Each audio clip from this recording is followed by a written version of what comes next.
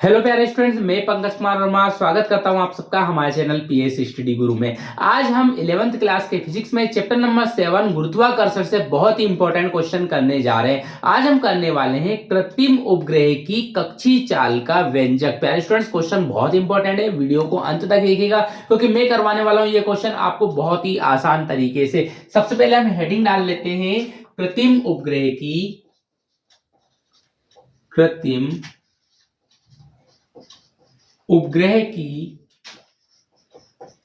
कक्षीय चाल का व्यंजक। प्यारे स्टूडेंट, बहुत ही इंपॉर्टेंट क्वेश्चन है, कई बार पेपर में पूछा जा चुका है, इसलिए वीडियो को अंत तक देखिएगा। और अभी तक आपने हमारे वीडियो को लाइक नहीं किया है तो लाइक कर दीजिए, चैनल को सब्सक्राइब कर दीजिए, क्योंकि मैं आपको हमारे चैनल के माध्यम से 11th क्लास के फिजिक्स के सारे इंपॉर्टेंट क्वेश्चन सोल्व करवाने वाला हूं। और यदि आपके आसपास कोई 9th से लेकर 12th तक के बच्चे रहते हैं तो उनको भी सजेशन दीजिए हमारे चैनल के बारे में, क्योंकि मैं 9th क्लास से लेकर 12th क्लास तक के सारे इंपॉर्टेंट क्वेश्चन सोल्व करवाने वाला हूं, सभी विषयों से आधारित। तो प्यारे स्टूडेंट, चलिए करते हैं हमारा क्वेश्चन। तो सबसे पहले हम समझ लेते हैं, ध्यान से देखिएगा। ये बना दी हमने हमारी पृथ्वी।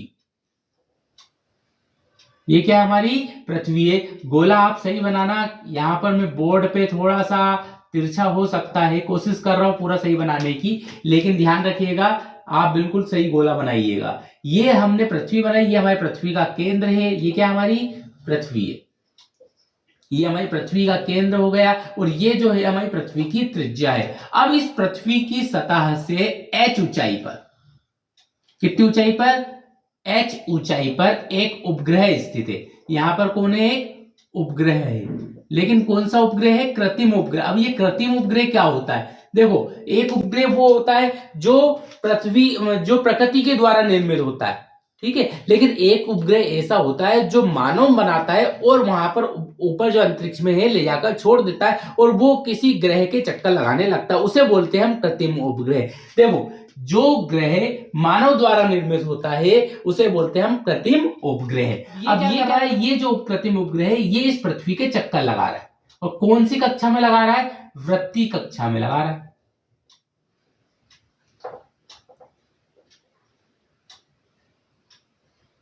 ये हमने एक वृत्तीय कक्षा बना ली है ना, वृत्त के आकार की ये कक्षा बना ली। ये वृत्तीय कक्षा में अब इसके ये जो जिस वेग से लगा रहा है चक्कर, उसका जो वेग है वो है vo।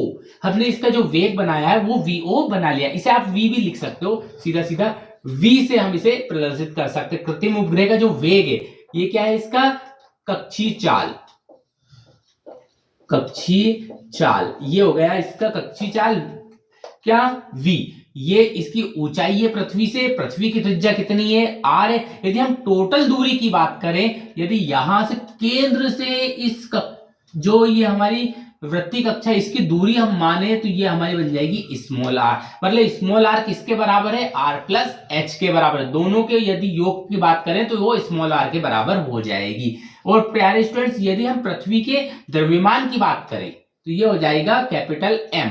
ये क्या हमारा पृथ्वी का द्रव्यमान हो जाएगा, ठीक है। ये प्यारे स्टूडेंट्स हमारा डायग्राम जो है वो कंप्लीट हो गया है। मैंने आपको हिंदी में भी लिख दिया ताकि हर चीज का आपको पता चल सके कि कौन सी चीज कहां पर है। अब हम इसी को पूरा यहां पर थ्योरी के रूप में लिख देंगे। माना कृत्रिम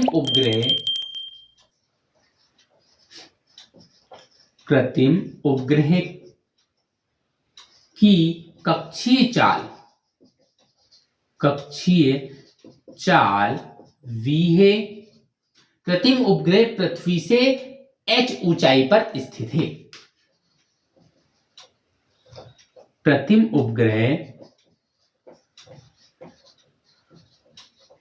पृथ्वी से h ऊंचाई पर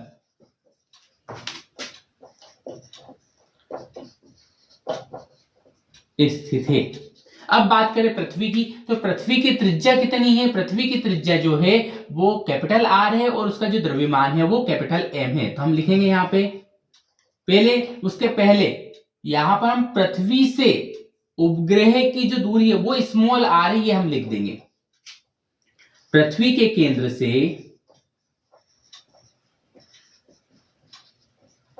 से उपग्रह की दूरी कितनी है, स्मॉल आर है। अब बात करें पृथ्वी की, तो पृथ्वी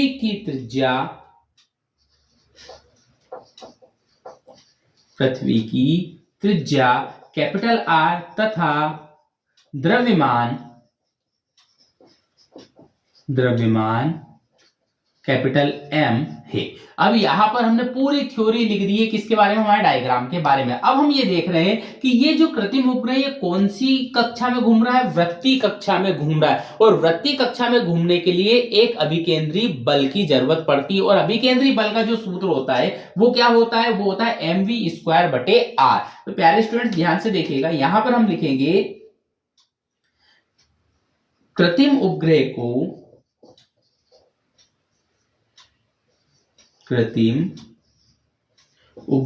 को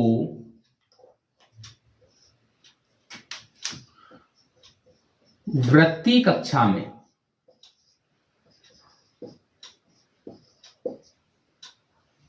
गति करने के लिए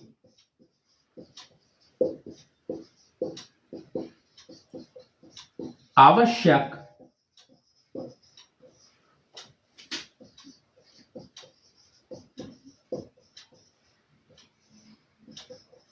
अभिकेंद्रीय बल वो होता है भैया mv² और बटे में r। ये हो गया हमारा अभिकेंद्रीय बल। अब प्यारे स्टूडेंट्स ये तो अभिकेंद्रीय बल हो गया, लेकिन न्यूटन के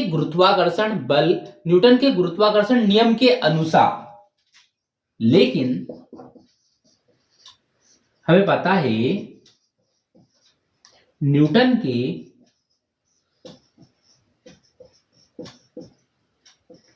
गुरुत्वाकर्षण नियम के अनुसार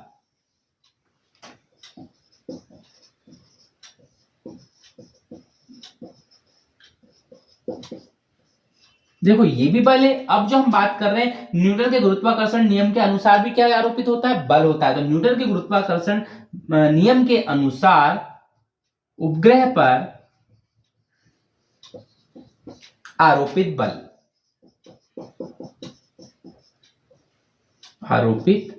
बल वो हो जाएगा कितना, हमारा आरोपित बल जो न्यूटन का गुरुत्वाकर्षण का जो नियम है उसके अनुसार कितना होगा आरोपित बल, G capital M small m बटे r²। तो प्यारे स्टूडेंट्स ये जो कैपिटल M है ये हमारा पृथ्वी का द्रव्यमान है, स्मॉल जो m है वो हमारा किसका द्रव्यमान होगा, वो द्रव्यमान होगा हमारा उपग्रह का। यहाँ पे दो द्रव्यमान है, एक पृथ्वी का और एक उपग्रह का। और नीचे यहाँ पर हमने लिखा हुआ है क्या, r²। क्यों, क्योंकि ये तो हमारे फॉर्मूले में आता है बीच की दूरी के वर्ग के समानुपाती। फिर हमने g, ये हमने सबने न्यूटन के गुरुत्वाकर्षण के नियम में पढ़ा हुआ था, तो हमने डायरेक्ट उसका फॉर्मूला लिख दिया है। अब प्यारे स्टूडेंट्स क्या करते हैं, देखो जरा यहाँ पर ये जो बल है आरोपित बल और अभिकेंद्री बल, ये दोनों जब हमारा उपग्रह नियत स्थिति में होता है तो ये एक दूसरे के क्या होते हैं, बराबर होते हैं। प्यारे स्टूडेंट ध्यान से देखिएगा, क्योंकि अब जो है हमारा डेरिवेशन खास स्टार्ट होने वाला है। तो यहां बोलेंगे नियत उपग्रह की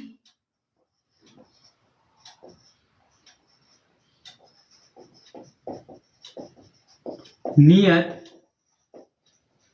स्थिति में, अब उपग्रह की जब नियत स्थिति होगी उस समय ये दोनों बल एक दूसरे के क्या होंगे, बराबर होंगे। तो यहां पे हम लिख देंगे देखो mv² अपॉन स्मॉल r बराबर capital G capital M small m बटे r²। अब यहाँ पे एक m से एक m कैंसिल हो जाएगा, एक r से एक r कैंसिल हो जाएगा, तो v² बराबर बच जाएगा हमारे पास Gm बटे स्मॉल r।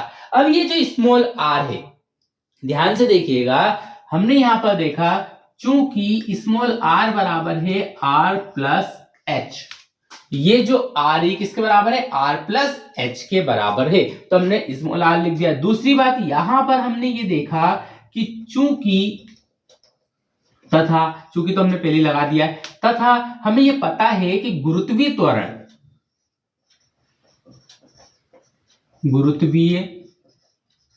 त्वरण स्मॉल g बराबर होता है, क्या होता है गुरुत्वीय त्वरण स्मॉल g बराबर, ये होता है Gm बटे r²। GM बटे आर स्क्वायर क्या होता है, गुरुत्वीय त्वरण होता है। तो प्यारे स्टूडेंट्स, इस आर स्क्वायर को यदि हम इधर लेकर जाएं तो ये बन जाएगा जी आर स्क्वायर बराबर GM। तो यहां पर हमने देखा कि ये जो स्मॉल आर है, यहां पर देखना ध्यान से, ये जो V स्क्वायर है इसका मान कितना आया था, GM बटे आर आया था। तो R की जगह पे तो लिख देंगे हम क्या, R प्लस H, और यहाँ पर GM की जगह पे लिख देंगे हम जी आर स्क्वायर। देखो GM भी लिखा हुआ है ऊपर, इन दोनों के मान रखने वाले हम। तो GM का मान कितना आ जाएगा, GM का मान आ जाएगा भाई जी आर स्क्वायर, और R का मान कितना आ जाएगा, R प्लस आ जाएगा। ये दोनों मान हम यहाँ पर उठाकर रखने वाले हैं, इसलिए V स्क्वायर बराबर हो जाएगा GM की जगह पे तो लिख देंगे हम जी आर स्क्वायर बटे में, और स्मॉल r की जगह पे लिख देंगे R प्लस H। ठीक है, अब यदि यहां से स्क्वायर हटा दे तो उधर क्या लग जाएगा, अंडर रूट लग जाएगा। तो V बराबर हो जाएगा under root g R square बटे R प्लस H। ये अंडर रूट दोनों के ऊपर लगाना है, ऊपर भी लगाना है और नीचे भी लगाना है। अब R के ऊपर स्क्वायर है तो ये स्क्वायर से अंडर रूट हट जाएगा और R कहाँ आ जाएगा, बाहर आ जाएगा, बाकी चीजों पे अंडर रूट लगा रहेगा। तो ये जाएगा V बराबर R under root g upon R plus H. तो प्यारे स्टूडेंट्स, ये आ चुका है हमारा कक्षीय चाल का व्यंजक। प्यारे स्टूडेंट्स, बहुत ही इंपॉर्टेंट क्वेश्चन है और बहुत ही आसान तरीके से हम इसे सॉल्व कर सकते हैं। आपको ये क्वेश्चन कैसा लगा कमेंट करके जरूर बताइएगा। यदि आपको कोई भी डाउट है तो आप कमेंट जरूर करिएगा, और अभी तक आपने हमारे चैनल को सब्सक्राइब नहीं किया है तो फटाफट चैनल को सब्सक्राइब कर लीजिए, क्योंकि मैं इतनी ही आसान तरीके से और बहुत ही सिंपल मेथड में आपको फिजिक्स के सारे क्वेश्चन सॉल्व करवाने वाला हूं, जो कि आपकी एग्जाम के लिए बहुत ही इंपॉर्टेंट है। तो प्यारे स्टूडेंट्स, आज के लिए इतना ही, मिलते हैं नेक्स्ट वीडियो में नए इंपॉर्टेंट क्वेश्चंस के साथ। तब तक के लिए धन्यवाद।